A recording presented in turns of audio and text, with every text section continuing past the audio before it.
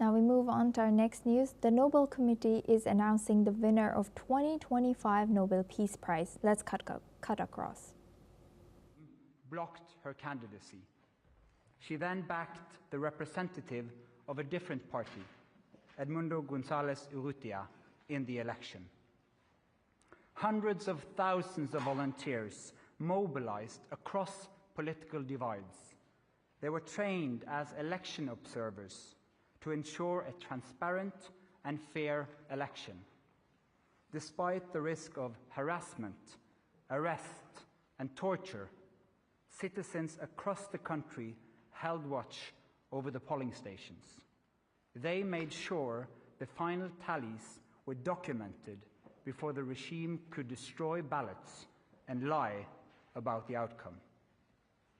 The efforts of the collective opposition, both before and during the election, were innovative and brave, peaceful and democratic.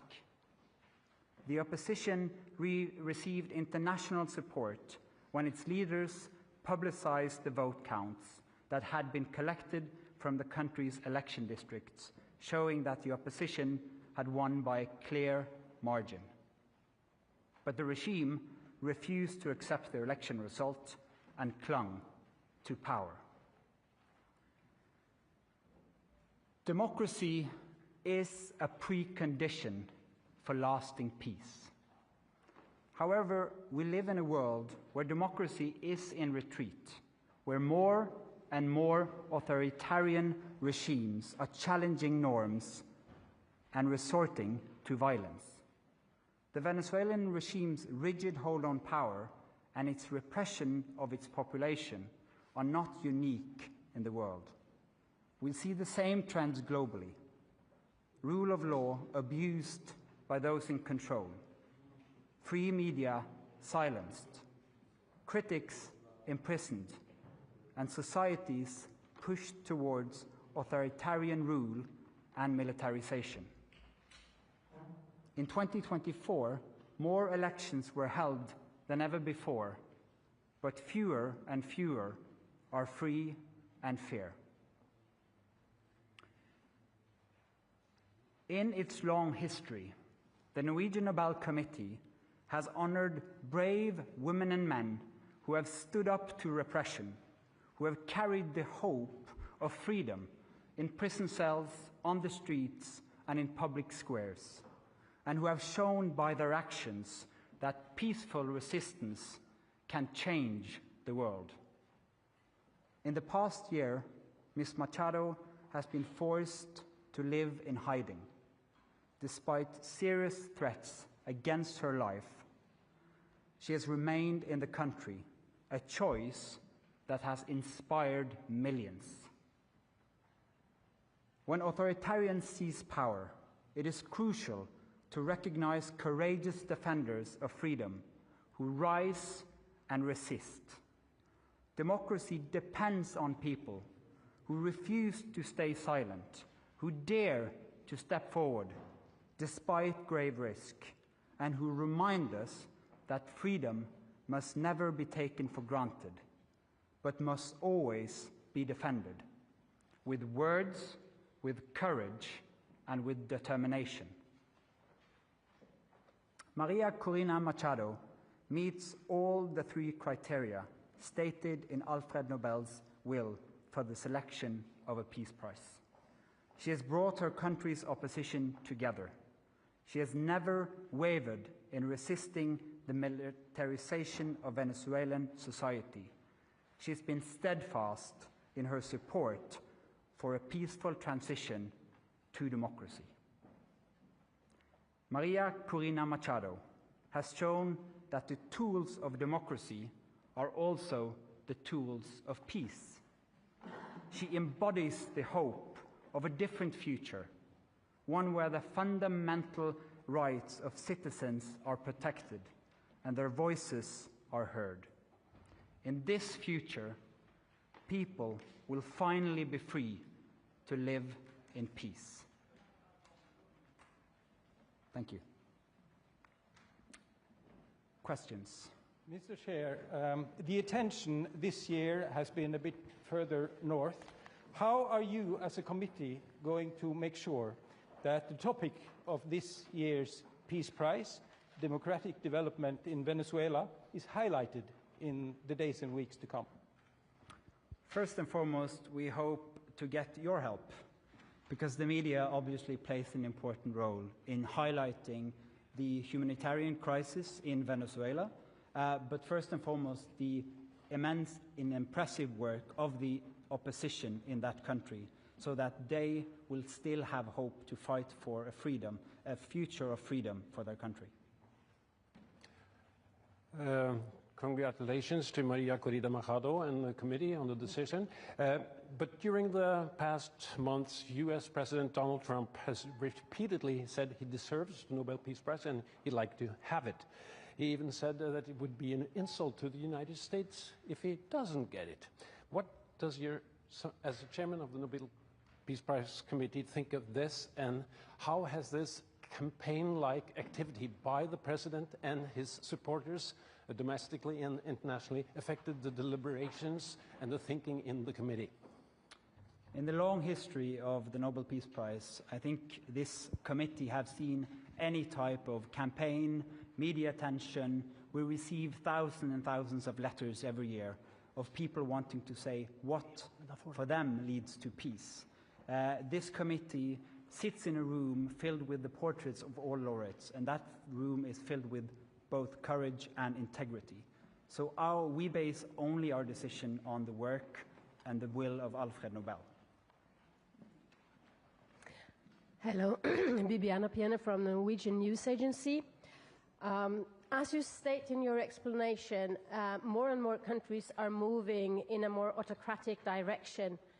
Would you say that the committee, by this prize, is sending a warning to the world?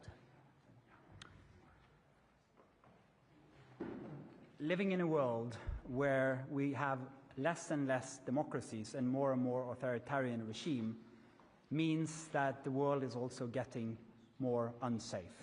And we believe that peace, democracy is a precondition for peace. And so, yes, that is the message to the world. We need to support the democratic forces also on behalf of peace. Thank you.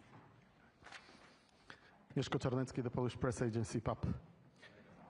This is the next Nobel Peace Prize in recent years when woman has been awarded.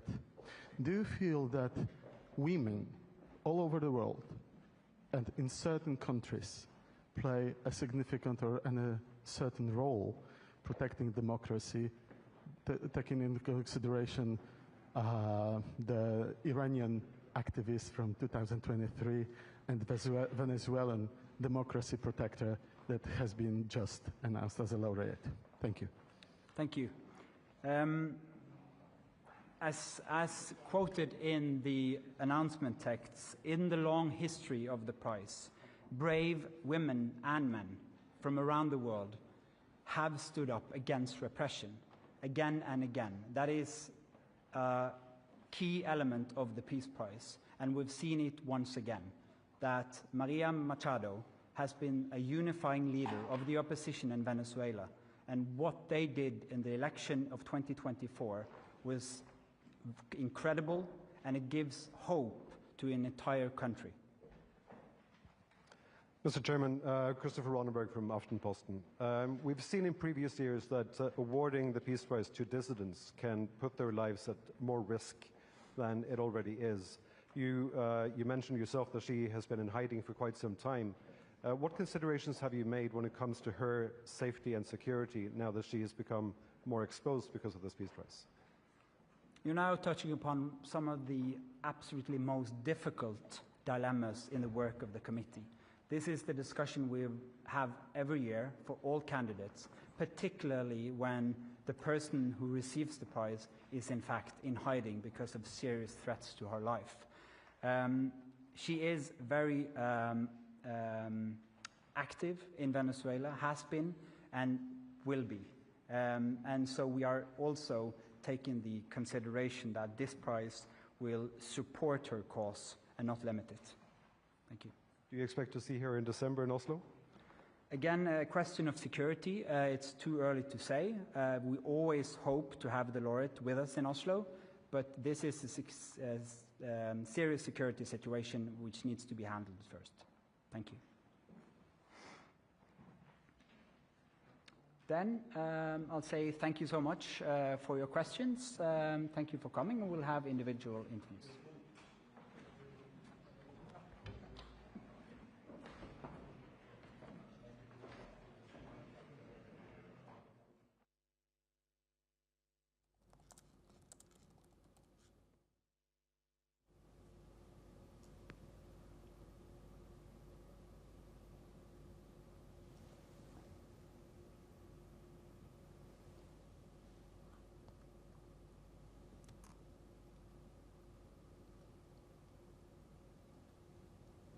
Now for this discussion, we're joined by Alison Mutler. She's a former AP of Bureau Chief in Romania, joins us live from Bucharest.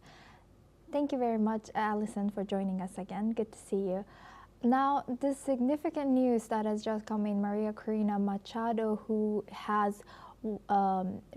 is going to be receiving this award. If you can also tell us what led her to receive this Nobel Peace Award. The big question on everybody's lips today, and what was being speculated in the newspapers around the world, was, would Trump get it? Trump, obviously before his the deal he struck with Gaza, which is a major development, in terms of news, but also historically. So by not giving Trump the Nobel Prize, which would have been very controversial for various reasons, they have taken the focus and placed it on a very important politician who has stood up to repression, herself has been oppressed by her own country, but is not a household name. I mean, most of us journalists included, have been scrambling, who is she, what she's done, etc., etc. We've heard of what happened in Venezuela. We've been following it for the past few years, but it's slipped off the news radar. So except for those people who have been following what happens in Venezuela and South America, she hasn't been a news subject. She hasn't made the headlines. But the work she's done is incredibly important. I mean, that is what the Nobel Peace Prize is about. It's not about necessarily the flashy headlines, the big deals. It's about quietly striving for democracy, standing up to repression in your own country, and being brave. And she embodies all of those qualities. Yes, indeed. You bring up a very good point that many of us did not know who she is. You had to search her and then find out the achievements of her.